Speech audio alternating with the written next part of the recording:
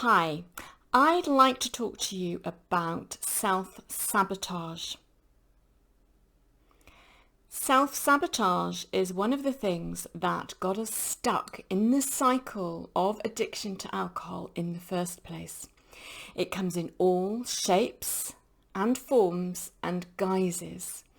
And like everything I teach, awareness and knowledge is the key to understanding, obviously, and seeing through and knowing how to act, recognizing when self-sabotage is happening and knowing what to do about it are really, really important.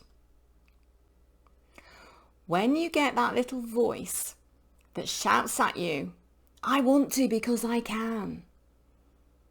I want to, that petulant child, then I want you to know that that is self-sabotage in action. And the reason that we self-sabotage is ultimately to do with our subconscious mind holding on to what it has always known. The most simple way of dealing with this, the most simple way, is just to recognize that everything to do with this aspect around addiction is historical.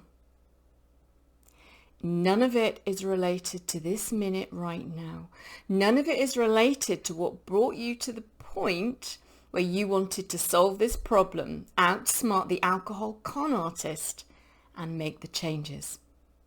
It is all historical. And the most simple way to deal with that is to recognize it, number one, and then to say to yourself, this is all past. These are past memories. These are past voices. These are things that served me well in the past. Now, when I say serve you well, clearly that's not true. But at the time, when we're trying to cope with something, we do whatever we can. We lay our hands on whatever resources are available and we will use them. It's part of our drive to survive. It's part of our survival mechanism. But what you now know is that those mechanisms and those things that you used in the past weren't helpful. So where your subconscious mind was trying to protect you, trying to help you, none of it was very appropriate. In fact, the opposite. It didn't work at all. It wasn't helpful. But your subconscious mind didn't know that. So when it might occasionally be screaming at you to just forget it all, that is because it is trying to cope with the change and the newness of what you now want. And so when you ignore that voice, say, thank you very much, voice. That's really, really nice of you, but I don't want it anymore. It's not helpful. That's what we used to do in the past. Now you get control in a different way. And when you get control in a different way, what you do is you talk to that voice and then you do something different. Do something that you have control over. We all have some element of control in our lives, even if we feel that we don't. We can choose to walk outside. We can choose to look at the trees. We can choose to read a book. We can choose to breathe slowly and calm down. We can have control. What we don't want is the kind of control that says to ourselves, I know I'm going to mess up, so I'm just going to do it right now. Again, that's that subconscious mind trying to protect ourselves by giving us what it thinks is the easiest path. But we now know that it is by far the easiest path. The easiest path is to get awareness of what is going on. Because I'm telling you right now that you are worth it.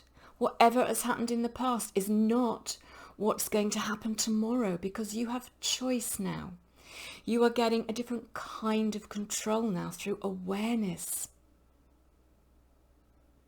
When we're aware, we have choices.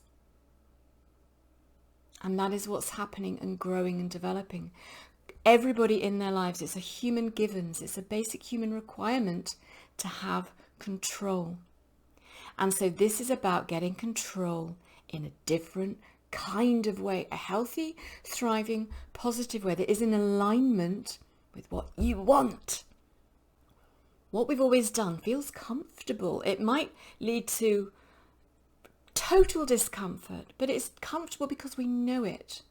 And know this, every time we walk a new pathway, every time we think a new thought, every time we move forwards and do something different, we are building a new and stronger neural pathway in our brains. And every time we don't do the old thing and we don't respond to what we know isn't helpful, every time we use different language, that old pathway is growing over. The grass is growing up, it is growing over. New pathways, new thoughts, new responses, new understanding. That is what we're aiming for, because you are worth it.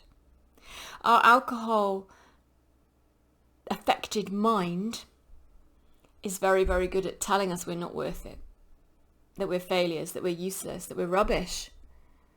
Because when we wake up with that hangover feeling anxious and vulnerable, we do feel rubbish. But know that it is alcohol that has conned us, hijacked our natural biology, and put us in that situation. It isn't us. You are strong and you are capable. And you know what?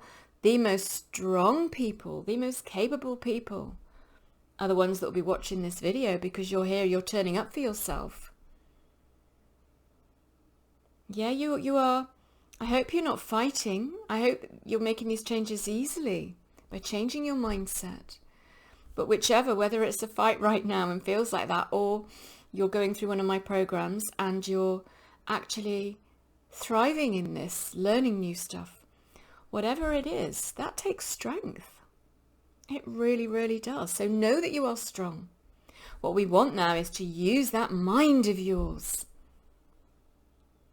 to re-educate the subconscious and to be calm and know that it's safe to make change.